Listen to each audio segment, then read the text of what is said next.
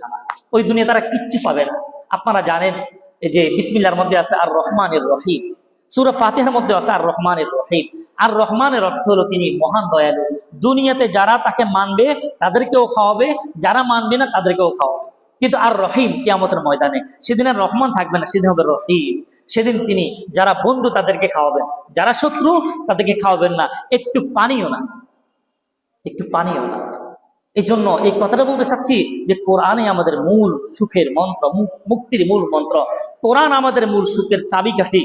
আমরা বুঝি না, আমরা তালাশ করি না, আমরা কোরআনটা ধরি না, কোরআনটা পড়ি না। বিশ্বাস করেন, আজকে আমি খুতবাতে একটা হাদিস পড়েছি, ছোট্ট একটা হাদিস, 4 শব্দের একটা হাদিস। আল কোরআনু হুজ্জাতুন লাকা, হুজ্জাতুন লাকা আও আলাইকা। আল কোরআনু হুজ্জাতুন লাকা আও আলাইকা। এই 4টা শব্দ, এই 4টা শব্দের অর্থ হলো আল কোরআনু, কোরআনটা হুজ্জাতুন লাকা, কিয়ামতের ময়দানে তোমার পক্ষের দলিল হবে, পক্ষের। অর্থাৎ কোরআনকে সেদিন আল্লাহ তাআলা উকিল বানায় দিবে, আল্লাহ হবে জজ। সেদিন কোরআন দাঁড়ায় আল্লাহর সামনে জেরা করবে যে আল্লাহ, আপনার এই বান্দা কোরআনকে ধরেছে, কোরআনকে পড়েছে, কোরআন অনুযায়ী আমল করেছে, কোরআন তার বাচ্চাদেরকে শিখেছে, তার বিবিকে শিখেছে, তার অধীনে যারা ছিল তাদের সবাইকে কোরআন শিখে দেওয়ার চেষ্টা করেছে, কোরআন মানানোর চেষ্টা করেছে, কোরআন অনুযায়ী আমল করার চেষ্টা করেছে, কোরআনের সমাজ গড়ার চেষ্টা করেছে। আল্লাহ, আমি আপনার কালাম কোরআন হয়ে সাক্ষী দিচ্ছি, আপনাদেরকে মাফ করে দেন। তখন আল্লাহ তাআলা স্পষ্ট হাদিসে আছে আল কোরআন শাফিউন মুশাফফা, কোরআনকে আল্লাহ বলবে, হে কোরআন, হে আমার কালাম, আমি তোমার সুপারিশ গ্রহণ করে তাকে মাফ করে দিলাম। সুবহানাল্লাহ। এই হাদিসটা আরো বলছি আমি মিম্বরের মধ্যে, আরো কয়েকবার বলছি। আর যদি কোরআনকে যদি কেউ না যদি তেলাওয়াত না করে, যদি তার অর্থ না পড়ে, যদি কোরআন অনুযায়ী জীবন গড়ার চেষ্টা না করে, নিজেও না চলে, বিবিকেও না চলায়, বাচ্চাকেও না চলায়, তার অধীনে যারা তাদেরকেও চালায় না, তাহলে কোরআন তার বিরুদ্ধে গিয়ে আপিল করবে। আও আলাইকা, তখন কোরআন বলবে, হে আল্লাহ, আমি আপনার কালাম, আপনি আমাকে দুনিয়াতে পাঠাইছেন আপনার এই বান্দার গাইডলাইন হিসেবে, তার মুক্তির মূল মন্ত্র হিসেবে, মুক্তির চাবিকাঠি হিসেবে। আপনার এই বান্দা পুরো জীবন আমাকে একটা বারও ধরে নাই, একটু চুমু দেয় নাই, একটু তার বুকের সাথে মিলিয়ে ধরে নাই, পড়তে তো পারেই না, একটু খুলেও দেখে নাই আমি কি আসি নাকি উঠে গেছি।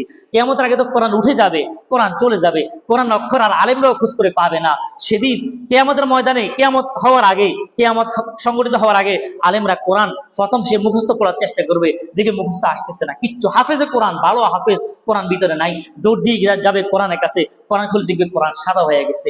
কোরআন বলবে, হে আল্লাহ, আমি ছিলাম, এই বান্দা আমাকে ধরে নাই, এ বান্দা আমাকে পড়ে নাই, এ বান্দা আমাকে মানে নাই, এ বান্দা কোরআন অনুযায়ী তার জীবনটাকে সাজায় নাই, তার ওয়াইফকে কোরআন মানানোর মতো ওরকম পরিবেশ করে দেয় নাই, তার বাচ্চাদেরকে কোরআনের তেলাওয়াত শিক্ষা দেয় নাই, কোরআনের শব্দ শিক্ষা দেয় নাই। আল্লাহ, এই যে আমি কালাম, আপনি তাকে আমার তার সুখের জন্য আমাকে আপনি পাঠাইছেন, সে আমাকে মুক্তির মূল মন্ত্র মানলো না, মুক্তির চাবিকাঠি মানলো না, আমার পথে চললো না।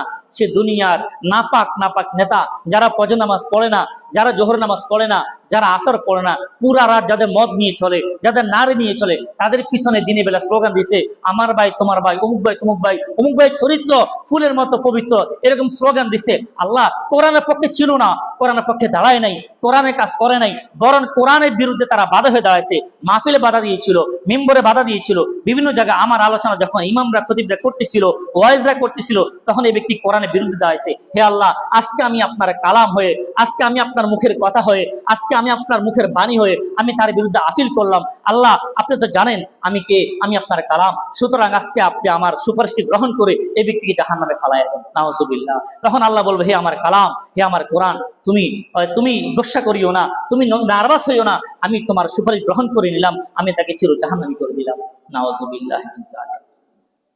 প্রিয় ভাইয়েরা, এই কথাটাই বারবার বলতে চাই।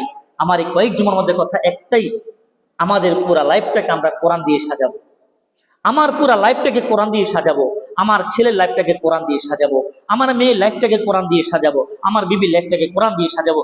ইনশাআল্লাহ কোরআনের বরকতে আল্লাহ তাআলা আপনার ঘরটাকে, দুনিয়ার মধ্যে কুড়েঘর হতে পারে, টিনের ঘর হতে পারে, হতে পারে আপনার বিল্ডিং মালাখানা নাই, হতে পারে আপনার ঘরে ফ্রিজ নাই, হতে পারে আপনার ঘরে এয়ার কন্ডিশনের ব্যবস্থা নাই, কিন্তু ছোটখাটো একটা জান্নাতের টুকরো হবে আপনার ঘরটা, ইনশাআল্লাহ। এর ব্যতিক্রম যদি আপনি করেন, আপনি মুসলমান যদি কোরআনকে না মানেন, কোরআনকে না পড়েন, বাচ্চাকে কোরআন শিখালেন না, নিজেও কোরআন শিখলেন না, চেষ্টাও করলেন না, তখন আল্লাহ তাআলা আপনার ঘর বিল্ডিং বালাখানা হলেও, ধরো 50 তালা হলেও, ঘরের এয়ার কন্ডিশন এমন কিছু নাই যে তার ঘরে ব্যবস্থা নাই, সমস্ত সব